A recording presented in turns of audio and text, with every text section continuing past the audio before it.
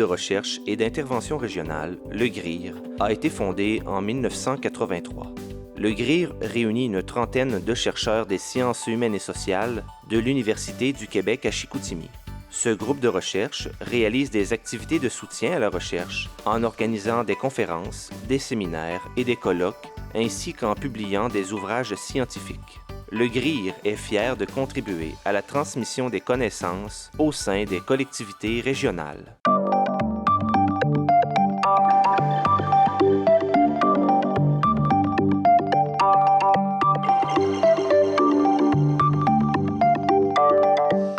Alors, bonjour tout le monde. Austérité budgétaire et démocratie, les enjeux en région. Alors, cette année, le comité de coordination du GRIR n'a eu aucune peine à choisir un sujet éminemment d'actualité et qui nous semble absolument incontournable dans un contexte où il n'est pratiquement question que de cela. La précipitation avec laquelle le gouvernement du Québec agit dans le cadre de sa politique d'austérité, car c'est de cela qu'il s'agit, même s'il refuse d'utiliser le mot, il préfère généralement l'expression plus positive de développement économique. Ils font du développement économique. Nous a incité donc à procéder à une première évaluation des impacts réels ou potentiels de cette politique sur notre région.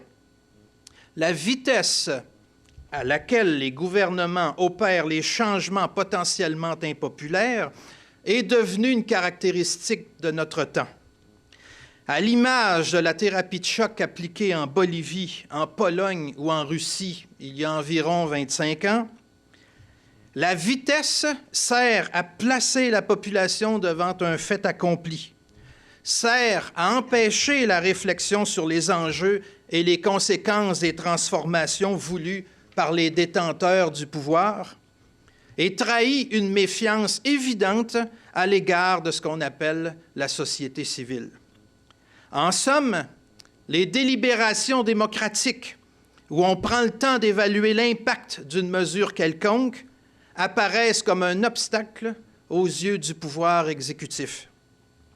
Les pouvoirs publics, quel que soit le parti politique au pouvoir, ne sont pas neutres et ne l'ont jamais été. La vie politique est faite de rapports de force. L'économie aussi est faite de rapports de force. L'économie est politique. C'est pourquoi il faut toujours aller plus loin que les intentions affirmées officiellement par les élus pour comprendre ce qui se passe réellement. Pour cela, une distance critique demeure absolument indispensable. Ainsi, les compressions budgétaires en elles-mêmes peuvent apparaître, aux yeux de l'analyste, bien davantage comme une occasion de procéder à des transformations de l'appareil de l'État que comme des mesures pour économiser les fonds publics. D'ailleurs, la question du déficit est elle-même sujette à caution. À ce sujet, je ne ferai que rappeler l'étrange méthode du gouvernement pour calculer le déficit, alors qu'il inclut dans la section dépenses l'argent transféré au Fonds des générations, tout comme il le fait pour les mesures dites de prudence en cas de situation d'urgence. D'après des calculs conservateurs effectués par des personnes qualifiées, c'est-à-dire par d'autres personnes que moi, c'est en corrigeant cette méthode comptable douteuse qu'on se rend compte qu'il devrait en fait résulter un surplus d'environ 13 à 17 milliards de dollars pour les 5 prochaines années. De même, une étude de l'IREC a démontré qu'en appliquant la fiscalité telle qu'elle était en vigueur en 1997, l'État québécois aurait compté plus de 8,4 milliards de dollars supplémentaires dans ses coffres annuellement en 2013, ou depuis 2013. Par ailleurs, le gouvernement a lui-même promis que les surplus éventuels résultant de ces compressions budgétaires seraient totalement affectés pour moitié à la réduction de la dette et pour l'autre moitié à des baisses d'impôts. Ces faits, à mon avis, renforce l'hypothèse selon laquelle le déficit présumé sert de prétexte fort utile pour des projets éminemment politiques de redéfinition du rôle de l'État. Si tel est le cas, cette situation témoigne, encore une fois, de la méfiance du gouvernement à l'égard de la société civile, dont on présume l'opposition à toute remise en question avouée de ce qu'on appelle le modèle québécois, mis en place dans la foulée de la Révolution tranquille. Rappelons-nous qu'en 1998, le candidat Jean Charest avait tenté de se faire élire en affirmant ouvertement vouloir remettre en question les acquis de cette période. En 2003, nouvellement premier ministre, il a proposé une réingénierie de l'État qui s'est heurtée au mur d'un fort mouvement de contestation incarné par la coalition « On n'a pas voté pour ça ». En revenant à la charge avec ce projet, mais sans le nommer, le gouvernement Couillard ne pouvait en révéler la véritable nature sans susciter d'inévitables confrontations, la redéfinition du rôle de l'État touchant tous les secteurs d'activité, toutes les organisations et jusqu'aux orientations du développement. C'est pourquoi il ne faut pas négliger, à mon avis, le côté politique de cette vaste entreprise. La démocratie est aussi concernée que les aspects économiques et sociaux. L'austérité entraîne un questionnement sur la façon de le mettre en œuvre, car plus souvent qu'autrement, les différentes instances directement ou indirectement liées à l'État se trouvent placées devant un fait accompli. Elles apprennent ce qui leur arrive bien davantage qu'elles ne participent au changement. Les méthodes gouvernementales qui consistent à imposer différentes mesures au nom de l'austérité sans délibération démocratique préalable ont incité certains observateurs, certaines observatrices à recourir au néologisme austéritaire, souvent utilisé en France pour critiquer les politiques de l'Union européenne. Ceci nous ramène à l'objet de notre journée thématique, austérité budgétaire et démocratie. Et compte tenu de la mission spécifique de notre groupe de recherche, nous nous intéressons plus particulièrement aux transformations qui s'opèrent à l'échelle régionale dans le nouveau contexte politique. C'est pourquoi, à défaut d'avoir pu participer à la réflexion sur les conséquences éventuelles des compressions budgétaires sur notre région en participant à des discussions préliminaires avant leur mise en œuvre, nous ne pouvons que nous limiter à évaluer l'impact immédiat et à venir d'une décision déjà prise. Tout cela nous a invités à inviter des personnes dont l'expertise est reconnue en matière de développement régional ou dont les fonctions permettent d'évaluer l'impact des politiques du gouvernement Couillard sur le domaine dans lequel ils interviennent. Marc-Urbain Proulx, professeur à l'UQAC, se penchera sur la gouvernance territoriale dont il critique ce qu'il appelle le glissement gestionnaire. Ange-Albert Cotenoir, président régional de la CSN, nous parlera des conséquences politiques de l'austérité en matière d'éducation, plus particulièrement en ce qui concerne les 4 cégeps de la région. Caroline Jean, coordonnatrice du MEPAC, c'est-à-dire du Mouvement d'éducation populaire et d'action communautaire Saguenay-Lac-Saint-Jean, Chibougamau-Chappais, c'est assez long, oui, nous entretiendra sur ce que vit le milieu communautaire régional dans le contexte actuel et sur la résistance qui s'organise aujourd'hui. Martine Côté, porte-parole de la FIC, de la Fédération interprofessionnelle de la santé du Québec pour le Saguenay-Lac-Saint-Jean, nous fera part, on l'aura deviné, des réformes qui affectent le milieu de la santé et des solutions alternatives qui pourraient être envisagées. Finalement, Christian Bélanger, chargé de cours à l'UQAC, nous informera sur le processus actuel de bouleversement des conditions permettant les apprentissages collectifs dans le cadre des institutions locales et régionales, institutions qui n'ont pas été épargnées par le gouvernement Couillard. Ces interventions seront ensuite résumées et commentées par ma collègue Geneviève Nootens, professeure de sciences politiques. Je vous remercie.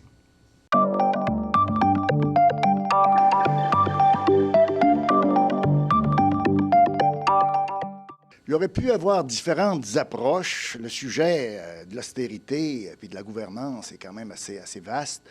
Il y a quelques années, j'avais abordé ça sous la rubrique de la dérive autoritaire. Je pense que ça aurait pu être une bonne perspective.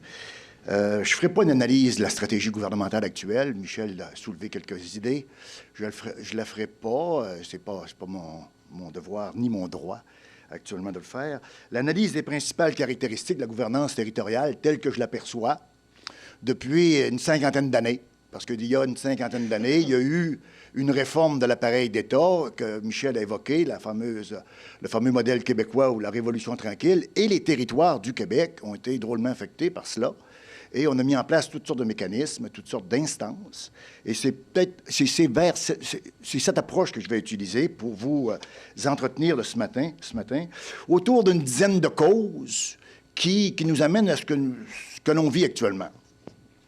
Alors, il y a trois dimensions classiques selon l'analyse urbaine et régionale, l'analyse rurale, ou ce qu'on appelle les sciences régionales, ou enfin les études régionales. Il y a trois dimensions de la gouvernance. C'est l'aménagement du territoire, c'est la gestion de nos territoires et c'est le développement de nos territoires. Souvent, on mélange un peu ça, mais grosso modo, il y a trois grands champs qui ont leurs ancrages scientifiques et qui ont leurs ancrages aussi dans la politique publique pour essayer de mieux, ce qu'on appelle aujourd'hui au Québec, occuper nos territoires. Hein? Nous, on a trouvé une expression encore plus simple, mais grosso modo, il y a ces trois dimensions-là. Et actuellement, il y a un glissement vers le gestionnaire. Et je vais vous expliquer un peu, selon ma perception, selon mon analyse, comment on en arrive là. Alors, évidemment, il y a des normes qui sont là, la démocratie, la justice sociale, l'efficacité économique, la cohérence administrative, la durabilité du développement. Mais quand on arrive dans la réalité du terrain, ces normes-là, quand on arrive à les appliquer, là, on s'aperçoit que c'est pas si simple. Le politique est là, les décisions sont éclatées, etc. Alors, au-delà des normes, il y a une réalité, et cette réalité-là nous permet de voir, dans un premier temps, le degré de difficulté de la gouvernance territoriale. On pense que c'est facile, mais en réalité, c'est extrêmement difficile. D'abord, on est éclaté à 3 échelons, municipal, MRC, régional, déjà. On a un émiettement municipal très important. Il y a 700 à 800 petites municipalités au Québec qui, qu'on le veuille ou pas, qui n'ont pas les moyens, ils n'ont pas la base fiscale, ils n'ont pas la population pour gérer des responsabilités complexes. Or, les responsabilités sont de plus en plus complexes. On défend ces petites municipalités, et avec raison. Les petites municipalités, c'est l'appartenance territoriale, c'est tout ça. Mais en réalité, ils n'ont pas beaucoup de moyens pour exercer leurs fonctions. Par contre, elles sont très jalouses de leur autonomie. On n'a aucune fiscalité territoriale qui a été mise en place avec les 2 échelons, MRC régional. On est resté avec l'impôt foncier. L'impôt foncier, puis quelques petits trucs, mais grosso modo, l'impôt foncier. L'impôt foncier qui couvre actuellement 20 à 25 des dépenses de fonctionnement de nos administrations en gouvernance territoriale. C'est-à-dire l'échelon local, MRC régional, n'est autonome à peu près qu'à 20-25 %. Alors, tout le reste, ça vient de Québec ou ça vient d'Ottawa. Et j'ai bien dit Ottawa parce qu'on l'oublie, Ottawa, dans tout ça. Là. On l'oublie, Ottawa, dans tout ça, mais il est là. On vient de couper, le gouvernement du Québec vient de couper à peu près 127-128 millions dans la politique régionale. Ce matin, il a coupé des rages, donc il faudra ajouter. Mais le gouvernement fédéral dépense 3 fois plus dans les régions du Québec, autour de 425 millions les dernières années. Donc, il ne faudrait pas les oublier parce qu'ils sont très, très présents. Mais on les oublie souvent. L'absence d'élus régionaux, l'absence d'élus MRC, ça aussi, ça ajoute au degré de difficulté. Les petits pôles urbains très protecteurs de leurs acquis. La difficile cohabitation des élus locaux avec toute autre forme de décisions qui sont prises sur nos territoires. Que ce soit la société civile organisée, que ce soit les fonctionnaires avec des responsabilités bien mandatés, les élus locaux ont, bon an, mal an, je devrais dire, au fil du temps, eu des difficultés à cohabiter avec toute autre forme de décision. Et depuis 2003, évidemment, on a renforcé leur rôle, sûrement avec raison. Les principes nous disent qu'il faut revaloriser le rôle des élus, mais ça donne aussi un certain nombre d'effets négatifs. Population peu sensibilisée aux affaires territoriales. c'est une autre affaire. Comme les coupures que l'on voit actuellement passent assez facilement. En 2013, le taux de participation aux élections municipales était de 47 %. Donc, ce n'est pas extrêmement populaire. 55 des 8050 postes qui ont été comblés aux dernières élections municipales, 55 % ont été comblés par acclamation.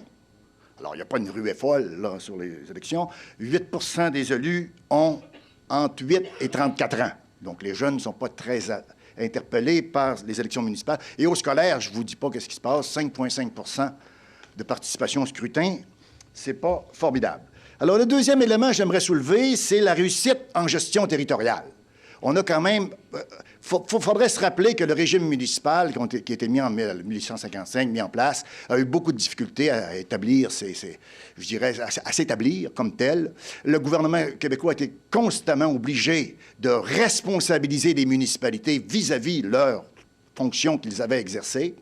Et avec la réforme des années 60, même si on n'a pas ajouté beaucoup de moyens, on a quand même, il y a eu un mouvement de prise en main des responsabilités qui sont notamment gestion de biens et services collectifs et puis des programmes gouvernementaux. Nos programmes gouvernementaux touchant la forêt, touchant le transport, touchant santé, services sociaux, touchant l'éducation fonctionnent relativement bien. Bien sûr, il y a des choses qu'on pourrait corriger, mais l'hygiène publique fonctionne bien, nos rues sont bien nettoyées ou presque bien nettoyées.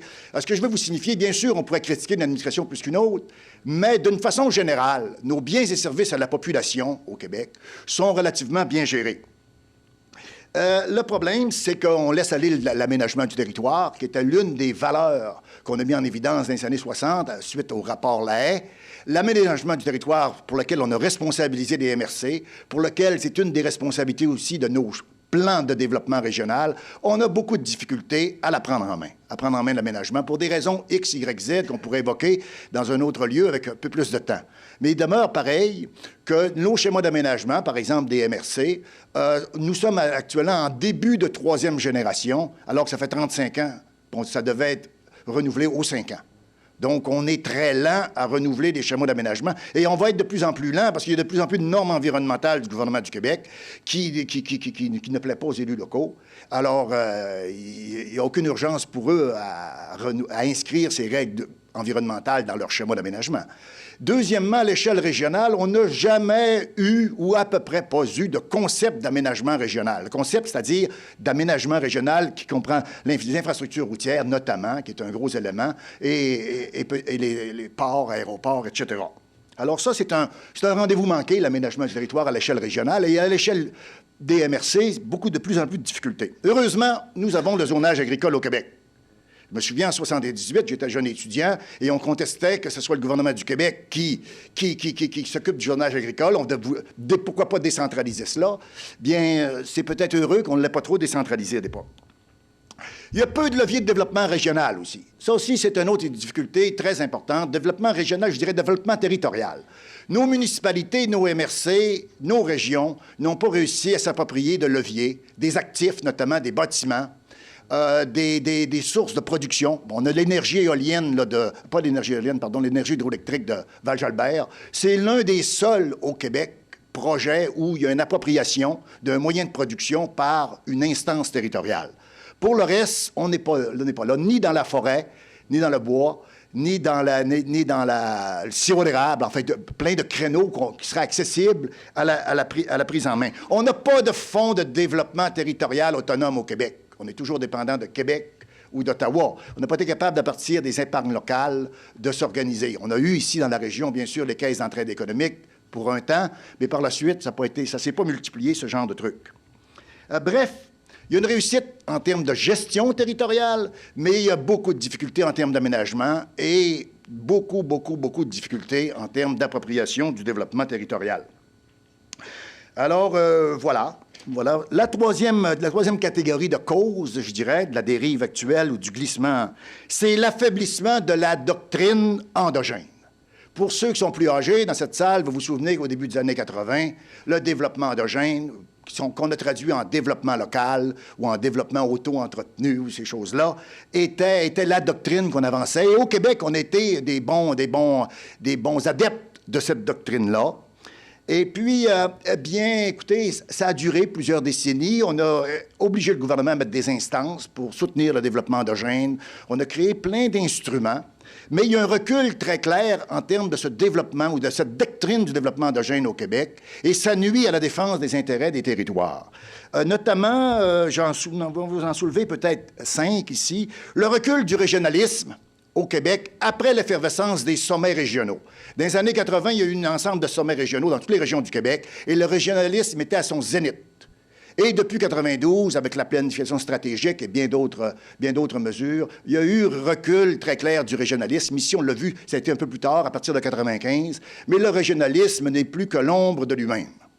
Deuxième élément, le démantèlement de l'OPDQ. Ça fait très, très mal. On avait au Québec, avec l'aide des transferts fédéraux, parce que le gouvernement fédéral transférait aux provinces, à partir de 1968, des montants importants pour s'occuper de nos territoires. Et nous, au Québec, on avait formé l'OPDQ, l'Office de la planification et du développement du Québec. Et ça nous aidait beaucoup à faire des études, à faire des mesures, des avis, des stratégies pour développer nos territoires du Québec. Ça a été démantelé. À partir de 89, le gouvernement fédéral a décidé de retirer son transfert vers les provinces et d'opérer lui-même ses propres subventions par l'entremise de Développement économique Canada, qu'il a créé à ce moment-là. Et en 92, ça nous obligeait à démanteler l'OPDQ, et on a perdu beaucoup. On a perdu beaucoup, bien sûr, de l'expertise au fil du temps, parce qu'on n'a pas remplacé les postes, mais aussi il y a eu une division au Québec qui s'est créée à ce moment-là, ou un petit peu plus tard, entre le communautaire et l'entrepreneurial. Deux éléments importants du développement endogène. Donc, d'un côté, on se disait, voilà, il faut renforcer les communautés, il faut s'approprier le territoire. Aujourd'hui, on parlerait de proximité. C'est un peu autour de la même idée des synergies territoriales. Et puis, de l'autre côté, l'entrepreneurship qui disait, voilà, l'entrepreneuriat. Et là, il y a eu une scission, surtout à Québec, on l'a vu. On l'a moins vu dans la région, mais il y a eu un schisme entre ces deux idéologies-là qui ont fait que le ministère des Régions a été divisé en deux, puis qu'après, on a divisé les régions d'un côté dans un ministère de l'économie et de l'autre côté dans le ministère des Affaires municipales. Et là, on a deux défenseurs du développement endogène qui se neutralisent bien plus, qui se synergisent. Troisièmement, on a les replis corporatistes des grands groupes. Une des vertus fantastiques au Québec, ça a été à la fin des années 80, début des années 90, les grands groupes, y compris les syndicats, l'UMQ, la FQM, l'Association des régions qui existait à l'époque, la Fédération des commissions scolaires, la Fédération des chambres de commerce du Québec, qui se sont unis, ou du moins qui se parlaient régulièrement, et que ça a donné le Forum sur la décentralisation en 1992, où il y a eu une effervescence importante à l'égard du développement endogène, puis la défense du développement territorial, etc.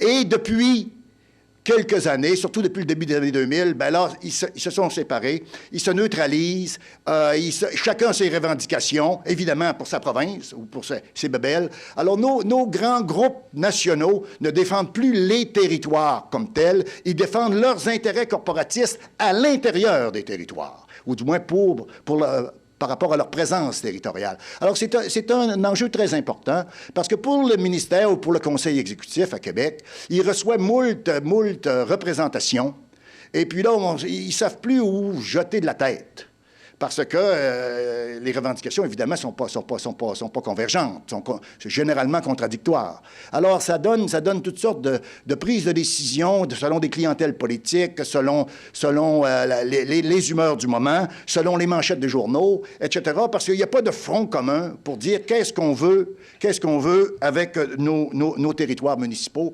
merci, régionaux. Quatrièmement, je devrais vous dire que les résultats du développement endogène, il y en a sûrement, puis il y en a plein, mais ils ne sont pas très visibles. Ce n'est pas ceux-là qu'on lit dans la première page de la presse le matin ou dans la première page du Soleil. C'est pas même Val-Jalbert, que je vous disais tout à l'heure, c'est un succès, ça n'a pas été beaucoup médiatisé. Ça aurait dû, pour montrer aux autres MRC que c'est possible de s'unir ensemble, y compris la collectivité autochtone, puis de former une société locale ou territoriale, à l'exemple des sociétés que nous avons à l'échelle nationale, et prendre en main un enjeu économique. Mais ça n'a pas été beaucoup médiatisé. Donc, les résultats du développement endogène, à Québec, ils les cherchent, même s'il y en a. Et cinquièmement, je le soulève très rapidement, le rôle de solidarité rurale qui est supposé jouer ce rôle-là de fédérateur des grands groupes, etc.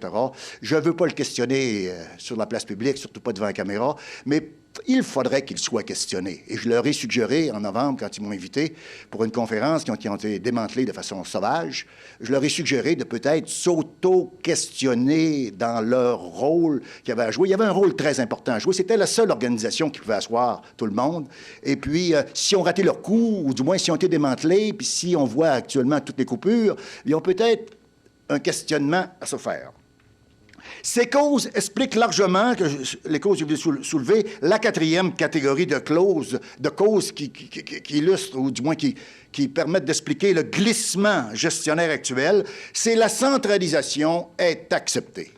Bon, évidemment, il y a le mouvement « Touche pas à mes régions », puis évidemment, il y a des coups de gueule à Brasserie, puis tout ça, là, ou dans nos chaires universitaires. Mais grosso modo, le gouvernement du Québec, les citoyens du Québec acceptent actuellement ce mouvement de centralisation. On a transformé les CRD en CRE. Ça s'est fait, on a évincé largement la société civile de la nouvelle instance. Ça s'est fait, oui, bien sûr, il y a eu des cris, puis des... Hein, mais pas énorme non plus. Ça s'est fait relativement bien. Fait que les gens à Québec ont dit, tiens, ça passe bien. Ils avaient dit ça aussi quand on avait créé CLD, tu sais. Ils pensaient que les CRD réagiraient, mais non, ça passe bien. Fait qu'ils se sont dit, on va continuer. Alors là, ils ont démantelé des CRE, carrément. Non, ça semble passer, là. Alors, multiplication des ententes spécifiques. Les ententes spécifiques, c'était à partir des régions, quand tu avais un beau projet, tu l'amenais ça à Québec ou tu amenais ça aux instances de Québec, puis tu essaies de trouver des programmes pour financer le projet. Puis si tu ne trouvais pas un programme, tu t'adressais au conseil exécutif. Puis là, il faudrait bien trouver quelque chose. Ils ont transformé ça, au lieu d'être bottom-up, de bas vers le haut, ils ont transformé ça top-down. Ils ont dit, voilà, c'est nos programmes qu'on va moduler. Ça a été accepté largement. Nos agents ont commencé à se dire, ben voilà, on va rentrer dans le top-down. Les plans d'aménagement, les plans métropolitains d'aménagement et de développement, il y en a deux, un pour Montréal, un pour Québec. Ça a été aussi accepté très largement, que le gouvernement vienne intervenir dans nos grandes métropoles pour les aider à s'organiser en termes d'aménagement et de développement. Montréal a commencé, puis Québec même a réclamé, a dit non, on en veut un aussi, nous autres aussi. Parfait. Donc, pour le paternalisme de l'État, c'est parfait quand une tentacule réclame ce paternalisme. Le plan Nord, qui est fait à partir de Grande Allée, il ne faut pas s'en cacher, le plan Nord, c'est fait à partir de Québec. Il fallait peut-être le faire comme ça, étant donné l'émiettement du pouvoir dans le nord du Québec. Il fallait peut-être le faire comme ça, mais c'est comme ça qu'il est fait, puis c'est comme ça qu'il est accepté. On a réclamé un petit peu, pas beaucoup. On a même imposé la consultation dans le gouvernement de Mme Marois, parce qu'il ne levait pas la main beaucoup, hein. Alors, on a dit, non, il faut former des groupes, il faut essayer de consulter les gens. Alors, ça dessine clairement une approche par le haut au Québec. Elle m'inquiète un petit peu, mais en même temps, elle a des vertus, cette approche-là, elle n'a pas que des vices. Ça dessine clairement une approche par le haut, avec la loi, par exemple, pour assurer l'occupation et la vitalité des territoires, en 2012. Cette loi-là, c'est clairement une loi pour renforcer la CAR, Conférence administrative régionale, renforcer les instances à Québec et les instances des deux PMAD que je vous ai parlé tout à l'heure, deux plans métropolitains, merci, d'aménagement et de développement. L'abolition des CRE, l'affaiblissement des CLD, les fusions et l'élimination d'agences régionales, comme dans l'éducation, démantèlement, fusion, modification d'instances collectives, et on a appris hier, ce matin pour moi, l'abolition du Forum jeunesse. Alors, l'acceptabilité sociale semble assez élevée, malgré les petits cris ici et là. Alors, on parle beaucoup d'acceptabilité sociale au Québec des 10 dernières années, mais alors, vis-à-vis cette centralisation-là, l'acceptabilité sociale semble être au rendez-vous, ou du moins presque. Et probablement parce que les gens se disent, je ne sais pas qu'est-ce qu'ils se disent, mais ils se disent c'est peut-être mieux ainsi, qui sait. Alors, je vais faire une conclusion, puisqu'il me reste encore 4 minutes, faire une conclusion en quelques questions. Quelques questions qui pourraient être bonifiées, c'est quelques questions que je me suis posées. Que fait-on avec la gouvernance territoriale au Québec? Que fait-on? Comment on peut... La gestion, ça va relativement bien. Bien sûr, il y a des petites choses ici et là, bon. Mais la gestion des services publics et des programmes sur nos territoires, ça va relativement bien. On corrige au fur et à mesure. Mais l'aménagement du territoire, qu'est-ce qu'on fait avec cette bibite-là? C'est important d'aménager notre territoire. Ça fait partie même du discours qu'on entend là, dans la course à la chefferie, qu'il faut ramener l'aménagement du territoire, puis, parce que si on veut remplacer le pétrole par l'électricité, etc., une des premières dimensions, c'est l'aménagement du territoire. Comment on ramène ça actuellement dans le débat public, mais aussi comme responsabilité publique? Alors, c'est une question qui me préoccupe, qui me vient à l'esprit, notamment dans un contexte d'étalement urbain permissif, très permissif. Heureusement, on a le zonage agricole, mais le zonage agricole permet un périmètre d'urbanisation très large. Et deuxièmement, dans un contexte de dévitalisation rurale, qui s'accentue dans beaucoup de cas, et dévitalisation urbaine aussi. On pensait d'avoir aidé le cas de la dévitalisation urbaine avec, je dirais, les agglomérations urbaines fusionnées, mais pas du tout. Pour Chicoutimi, oui, on le voit ici, ça c'est peut-être... Le problème est peut-être résolu un peu, mais Jonquière, Kenogami, puis la baie, on ne peut pas parler, on ne peut pas penser qu'il y a amélioration de la dévitalisation urbaine d'auparavant. Donc, on a des problèmes importants. Comment on interpelle l'aménagement du territoire? Comment on interpelle le développement au Québec? Avec Montréal qui ne joue plus son rôle moteur, avec l'érosion des périphériques, le plan Nord, par exemple, c'est un plan de croissance sans développement, de toute évidence. Comment on interpelle ça au Québec, le développement de nos territoires, dans un contexte, évidemment, d'érosion croissante des périphéries, y compris la nôtre, pour des raisons X, Y, Z, notamment reliées à la technologie utilisée dans les moyens de production de nos ressources naturelles? Quelle planification territoriale au Québec? C'est de ça qu'on parlait quand on avait nos PDQ. Hein? On a l'exemple des PMAD qui fonctionnent assez bien. Ça peut nous inspirer, qui sait? On a l'exemple des succès d'une vingtaine de territoires MRC au Québec qui vont très bien en termes d'organisation communautaire. Comment on peut se servir de ça peut-être pour nous inspirer? On peut peut-être être inspiré par le sommet régional 02. On a une source d'information, mais c'est l'ACAR qui effectue le truc, la conférence administrative régionale, sans beaucoup de mobilisation autre que des consultations. On revient, hein? Voyez le modèle top-down? C'est plus mobilisation, participation, c'est consultation. Alors, c'est pas la même chose. Est-ce que le sommet régional peut inspirer le Québec? Alors, s'il ne peut pas inspirer le Québec, ils vont inspirer le ministère, soyez assurés. Si ça passe comme du beurre dans le poêle, là, ils vont se dire, bien, quelle belle affaire, faire un sommet régional, parce que ça nous permet d'avoir une paix sociale relativement importante, tout en poursuivant notre politique publique. Comment se présentent les territoires au Québec? Ça, c'est une question plus universitaire. C'est quoi les territoires du Québec? Les trois échelons, avec toute la complexité qu'il existe, des territoires à moult vitesses en termes de développement. C'est quoi cette bébite-là? Nos régions administratives, qu'est-ce que ça devient après 40 ans? Oui, je termine. Les agglomérations fusionnées qui n'ont pas été bonifiées dans leur capacité de s'organiser. En fait, nos agglomérations fusionnées n'ont pas interpellé le reste du secteur public. Ici, à Saguenay, par exemple, 78% du secteur public n'est pas municipal et non municipal. Dans santé, éducation, etc., emploi. Comment on interpelle ça pour renforcer nos agglomérations qui était l'objectif de la réforme? Nos MRC, qu'est-ce que ça devient? Puis nos municipalités émiettées qui sont intouchables, qu'on ne peut pas les toucher, mais qui sont là comme source de difficultés pour s'organiser un peu mieux ou pour se gouverner un peu mieux. Alors, qu'est-ce qu'on fait avec cet émiettement municipal? Il faudrait se poser aussi la question. Alors, je vous remercie beaucoup de votre attention.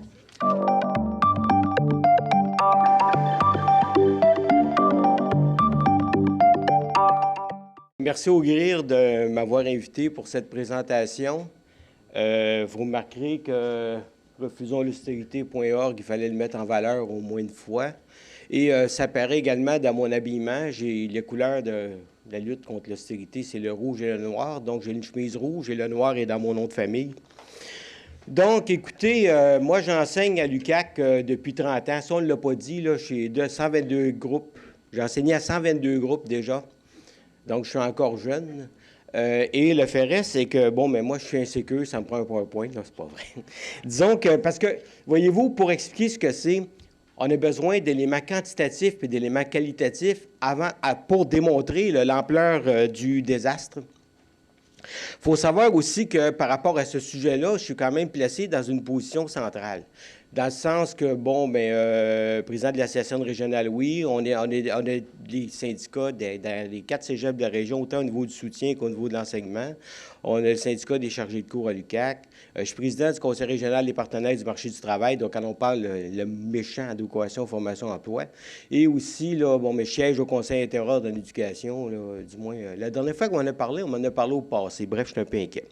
Bref, donc, le plan de présentation, il est là, vous l'avez, c'est le suivant. Je vais simplement dire que j'ai mis l'UQAC en avant-dernier parce que je me doutais que ça ne vous intéresserait pas.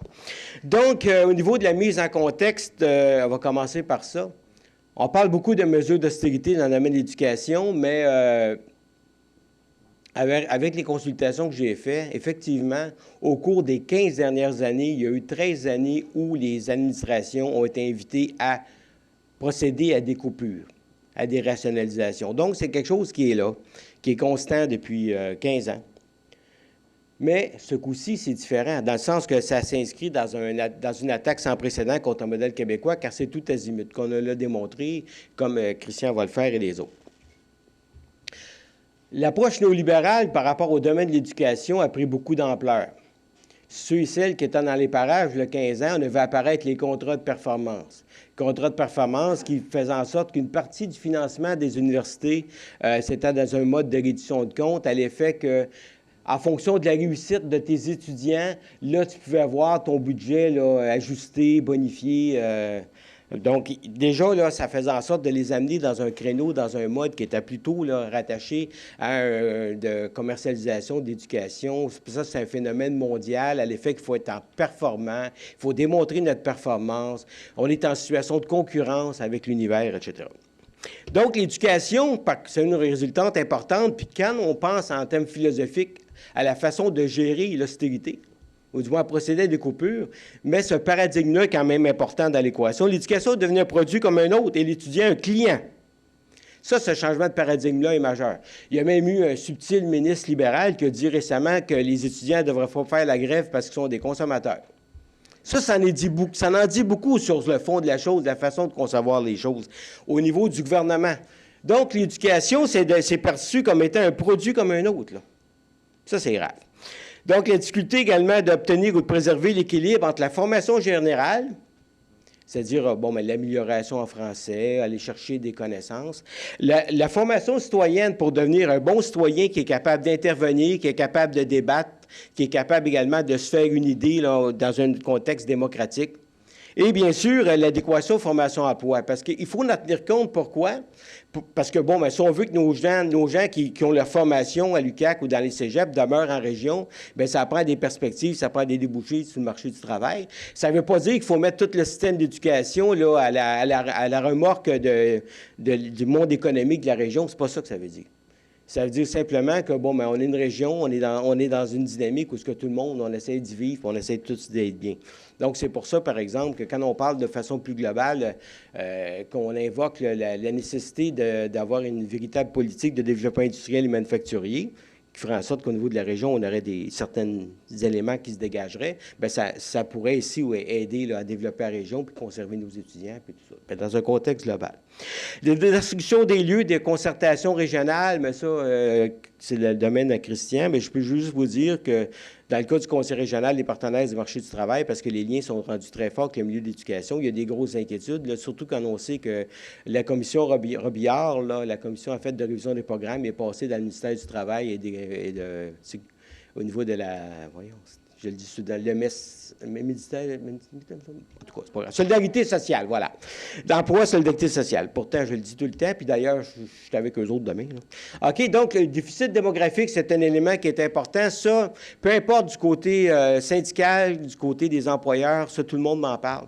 Puis je peux vous dire qu'en préparant cette présentation-là, j'ai vu une rare unanimité, là, pratiquement, entre les directions des collèges et les syndicats. La vision des choses est la même. Les seuls à qui je n'ai pas parlé, c'est l'UQAC, mais je me suis dit que peut-être ça ne servait pas à grand-chose. Donc, pour notre éducation dans une région comme la nôtre, il est nécessaire de 4 choses. Bien, je ne me suis pas essayé, peut-être qu'il aurait dit oui, mais je ne suis pas naïf. Donc, de s'assurer d'un accès à l'enseignement supérieur pour sa population. Ça, c'est vital pour la région, pour sa survie démocratique, pour son développement, pour sa vitalité. Ça, c'est indéniable. D'avoir une offre de programme large et diversifiée, autant au niveau du volet général, technique et professionnel. Ça, c'est majeur. Bref, il faut qu'on ait tous les goûts, une bonne gamme de programmes. Sans ça, bien, si on n'a pas des choses intéressantes, on va perdre nos jeunes. Les jeunes vont étudier ailleurs, ça ne veut pas dire qu'ils vont revenir. On connaît très bien le dossier migration et tout ce qui est rattaché à ça. De se doter d'une main-d'œuvre qualifiée pouvant y être formée. Le pouvant y être formé est important. Puis on peut ajouter à ça aussi avec certains programmes qu'on a, par exemple le CQFA ou encore l'ATM ou encore les volets nature au Cégep de Saint-Félicien, pour nommer ces exemples-là. Mais ça fait en sorte que la région est une destination de formation aussi. Puis ça, dans un contexte de déficit démographique, bien, c'est un élément qui est très, très, très important là, pour le développement de nos institutions. Après, j'ai mis un petit truc, je vais vous le dire pourquoi. Parce que ça dure 20 minutes, je ne suis pas sûr de me rendre à la fin, ça veut dire que je vais vous donner un élément de conclusion tout de suite. Donc, par ces mesures d'austérité, l'État se soustrait progressivement de ses obligations et responsabilités à l'égard des régions et des citoyennes qui y vivent.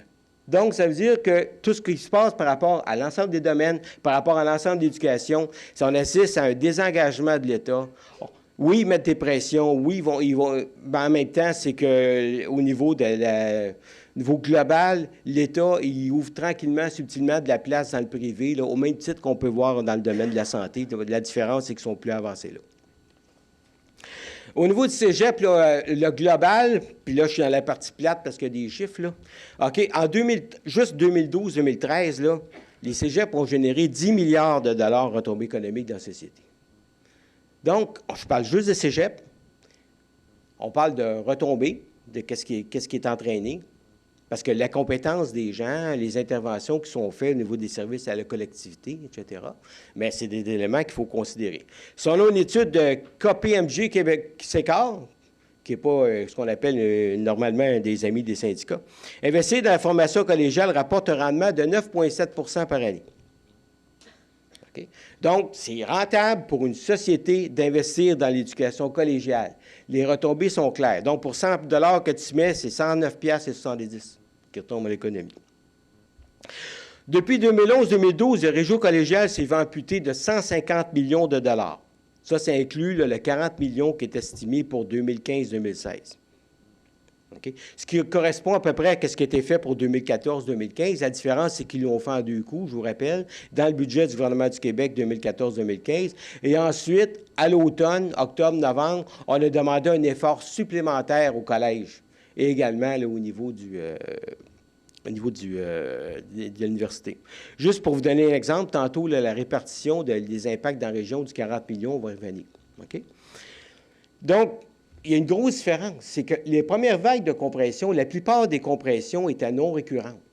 C'est-à-dire, pour les 3 prochaines années, il y avait seulement 30 % de ces compressions-là qui étaient récurrentes. Autrement dit, c'est définitif, ça continue dans le temps. Mais depuis, donc, les 2 dernières années, incluant celle qui commence, ce sont tous des compressions qui sont récurrentes. Donc, autrement dit, cet argent-là, ça ne reviendra pas. Donc, un paradoxe important qu'il faut soulever parce que ça va venir affaiblir la région parce qu'on connaît les impacts qu'ont l'institution collégiale au niveau de la région. Le réseau collégial est un actif quantitatif et qualitatif pour la société québécoise, particulièrement la région, on verra, et fait l'objet de coupures drastiques répétées. Ça ne marche pas, là. Quand on dit que les mesures d'austérité, c'est aveugle, puis c'est imbécile, là, que ça nuit à l'économie, que ça nuit à la performance économique, que les endroits qui sont appliqués des mesures d'austérité, bien, l'économie s'en est ressentie. Là, on en voit déjà un effet potentiel là, qui est très, très, très important. Parce que l'effet d'entraînement sur la vitalité économique du réseau collégial est démontré. Donc, les cégeps n'ont plus de marge de manœuvre qu'on pourrait essayer davantage de dépenses sans affecter la qualité des services aux étudiants. Quand tu es rendu à cette vague de compression en 4 ans et demi, là, des marges de manœuvre, tu en as de moins en moins. Là, tu es vraiment rendu au service offert aux étudiants. Il faut savoir qu'au niveau du collégial, les compressions, ça ne s'applique pas nécessairement de la même façon qu'à l'université. Par exemple, les salaires des professeurs, c'est une enveloppe particulière qui vient du ministère de l'Éducation.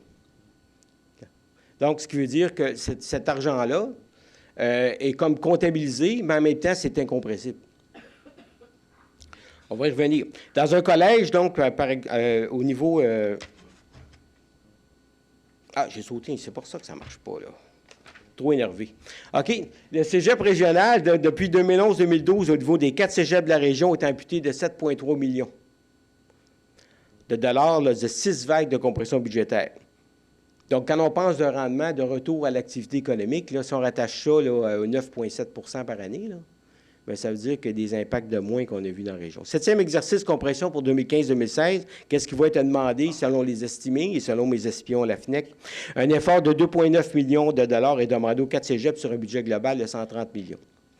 Parce que ça veut dire que ça serait 1 million pour cégep de Chicoutimi environ, 1 million pour cégep de Jonquière, 450 000 pour cégep d'Alma, puis 400 000 pour cégep de Saint-Félicien. Ces chiffres-là ont été validés avec une direction. C'est toujours un petit peu le même pattern de répartition, là, le niveau du, comment je pourrais dire, la même grille qui est appliquée tout le temps. Donc, on est capable de l'estimer. Donc, cégep de Saint-Félicien, c'est 400 000 pour un budget annuel de 7,3 millions. Mais ça, ce budget de 7,3 millions-là, c'est exclu les incompressibles. Parce que qu'est-ce qui vient pour au niveau de la formation continue, des enveloppes particulières? Qu'est-ce qui vient là, pour les salaires des enseignants? Bien, ça aussi, c'est des enveloppes particulières. Autrement dit, le marge de manœuvre, il est là-dedans.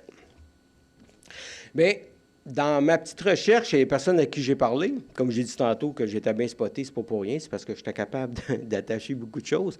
C'est maintenant, là, la crainte, c'est tout ce qui est compressible et menacé. Je pense que c'est important de vous le dire, à l'effet que tout, là, on n'a pas vraiment de zone, là, de zone de sécurité. Pourtant, donc, une forte contribution des collèges à l'économie régionale. Je l'ai dit tantôt, mais j'ai 2 exemples.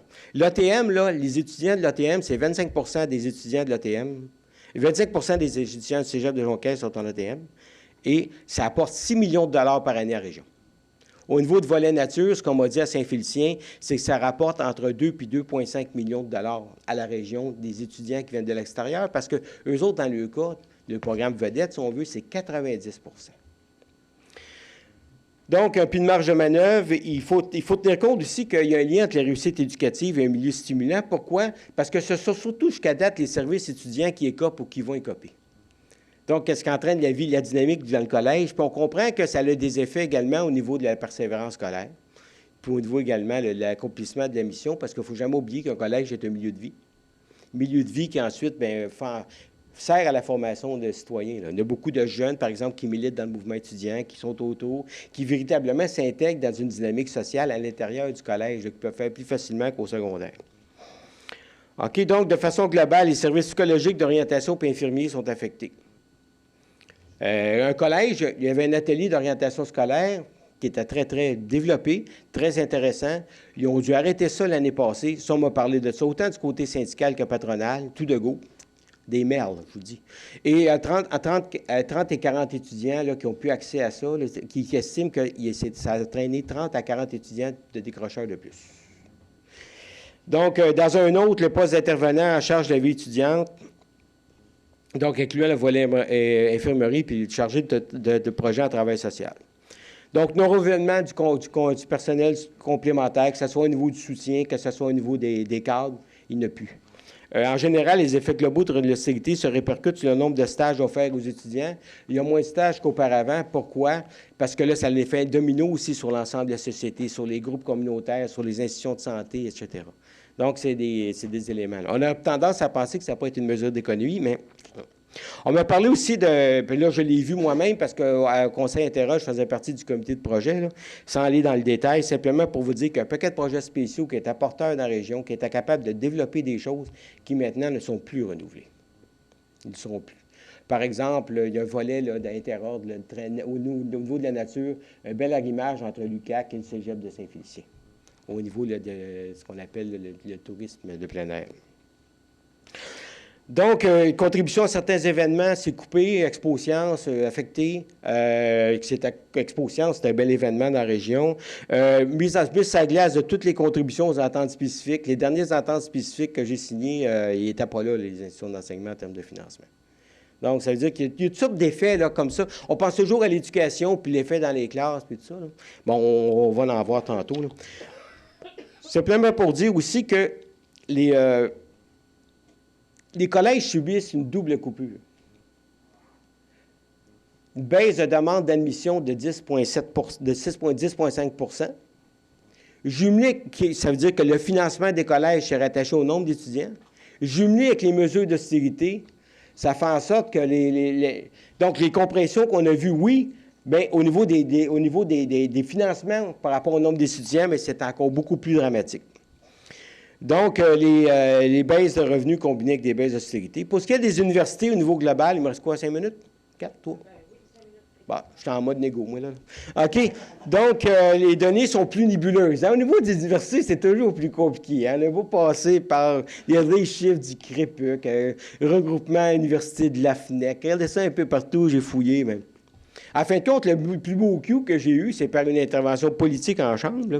OK, donc, depuis 2011-2012, certains parlent de coupures de l'ordre de 172 millions. Mais il y en a d'autres qui disent que le vrai chiffre, il est 300 millions de la part des institutions elles-mêmes.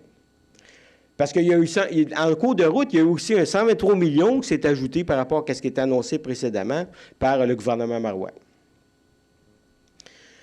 Bien, c'est un peu comme les budgets, là, hein? Les coûts budgétaires, ça devient de plus en plus compliqué. Ça retire, on préannonce en 2014 des choses qu'on fait en 2017, puis quand ils l'ont annoncé en 2012, qui était fait qu'à l'affaire en 2015, ça ne veut pas dire qu'on s'en souvient. Là. Donc, c'est un petit peu comme ça dans l'éducation, puis l'université, je trouve que c'est pire. On doit ajouter une coupe de 31 millions dans les enveloppes spécifiques, le soutien à l'insertion professionnelle des étudiants. Donc, on estime que les coupures dans les universités qui s'en viennent, c'est 100 millions. Les crédits vont être annoncés la semaine prochaine. Et au niveau de l'UQAC, etc., les rumeurs disent, les rumeurs qui habituellement ne se trompent pas, c'est trop des règles de calcul, là, ça serait entre 5 et 7 millions. Bien, on verra bien. Là. Donc, il y a des mesures variées, le report d'achat d'équipements, réduction de la présence du milieu, non-remplacement des postes vacants, bref, des choses que déjà vous connaissez ici. Coupe de budget dans le transport, les frais de déplacement, les choses comme ça. Augmentation de la taille des groupes. Moi, j'ai commencé à l'UQAC, j'ai connu les groupes 2, les groupes 3, les groupes 12, les groupes 13, les groupes 14. Il y avait des groupes de 35-40 étudiants. Maintenant, mais il y a un groupe de 80 puis un groupe de 90. C'est pas la même pédagogie, c'est pas la même chose. Hein? Donc, la fusion des groupes. Bon, l'UQAC, coupe supplémentaire de 4 millions en avant qu'on a tous vécu. Crédit pour 2015-2016 seront connus la semaine prochaine. Et au niveau des sciences d'éducation, ce qui est estimé, c'est une baisse de 29 activités. Juste pour vous donner un exemple, passerait de 224 l'année prochaine à 195. Ça inclut 18 directement à l'automne. Donc, vous comprendrez, ça va avoir un effet là, pour la grosseur des groupes, ça va avoir un effet pour les chargés de cours, etc. Donc, soutien, au niveau du soutien, non de remplacement de ceux qui partent à la retraite en congé, puis les temporaires temps partiels ne seront pas renouvelés. Bref, autrement dit, là, on voit qu'il se passe des choses. Bien, de plus que ça va avancer, plus ça va affecter les services étudiants. Donc, par ces mesures d'austérité, l'État se soustrait progressivement de ses obligations et responsabilités à l'égard des régions, des citoyennes et des citoyens qui y vivent. Donc, c'est normal que je me répète, j'enseigne. La capacité des institutions d'enseignement postsecondaire à remplir leur mission est sérieusement compromise. Puis c'est ça le drame. Au niveau de tout l'élément politique, au niveau de toute l'intervention citoyenne à venir. À force de couper, on détruit. Puis, je vous dis, comme dernier message, participons massivement aux activités du 1er mai. Merci beaucoup.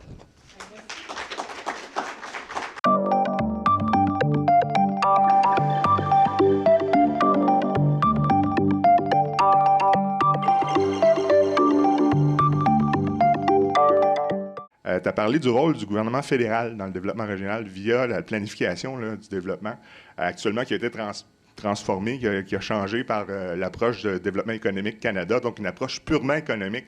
Selon toi, il ne serait pas le temps absolument actuellement qu'il y ait un renouveau de ce côté-là, que le gouvernement fédéral puisse offrir des moyens aux régions pour planifier leur développement et sortir de cette approche économique-là ou purement entrepreneuriale là, qui semble ne pas arriver à ses fins.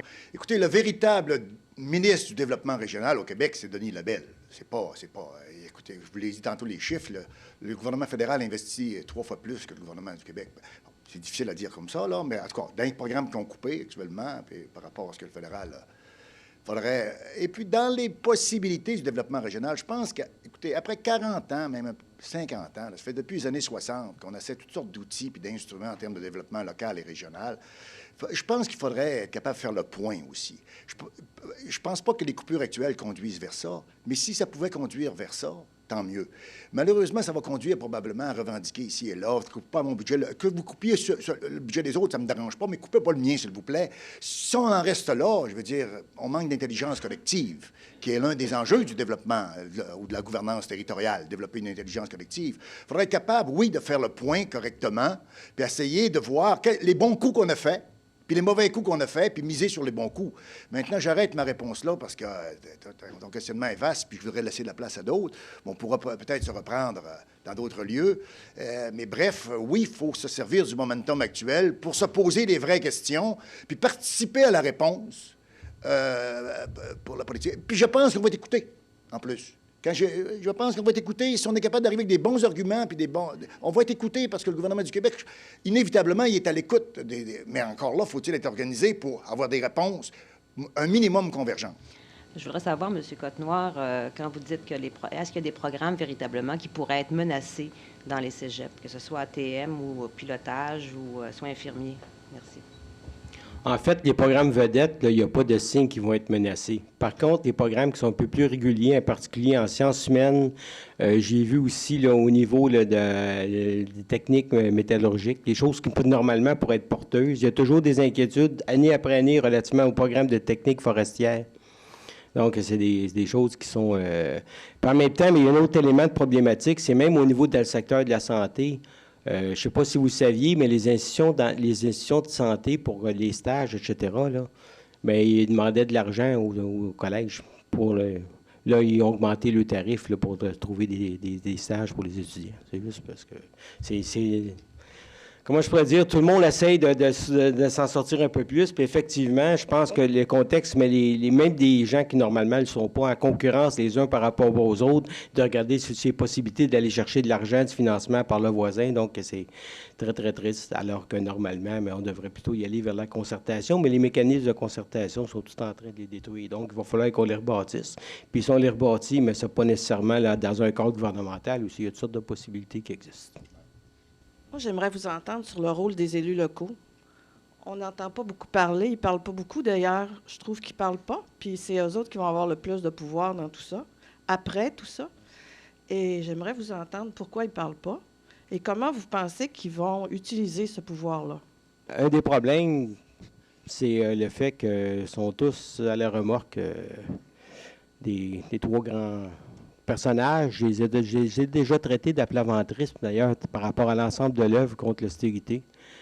Donc, c'est très, très clair que je vais vous donner l'exemple de la MRC, de l'action qu'on a faite à MRC Domaine-du-Roi la semaine dernière. Donc, on est allé 250 manifester devant. On a rencontré le maire de Roberval et j'allais le dire directeur, mais le préfet. Et donc, on a parlé de certaines choses. Et le temps qu'on monte en haut, on avait convenu qu'il y avait 25 personnes. Les 250 sont toujours restés devant. Et là, ils ont adopté une résolution à l'effet d'interpeller le député de Roberval relativement aux mesures d'austérité pour pas que ça affecte les régions et les services de proximité. Donc, autrement dit, là, c'est pas une propagation naturelle. C'est vrai qu'ils vont ramasser plus de pouvoir. Ça, c'est une des raisons. La table des préfets va remplacer la CRI. Quelle forme ça va prendre? La société civile, ils l'ont évacué. Puis la place des élus, c'est pas normal que ce soit des citoyens, comme je les aime bien, là, comme Éric ou Christian, moi-même et autres, qui prennent en charge, je ne touche pas à mes régions, là. Au niveau du Saguenay-Lac-Saint-Jean, dans toutes les autres régions, ce sont des élus qui l'ont fait. Donc, ça veut dire quoi? Ils voient un intérêt, ils ne veulent pas déplaire, on est du côté du pouvoir, puis on en est bien content, puis on attend. Donc, c'est, à mon avis, inexcusable. Puis, donc, on n'a pas fini, on vient de commencer. Allez voir.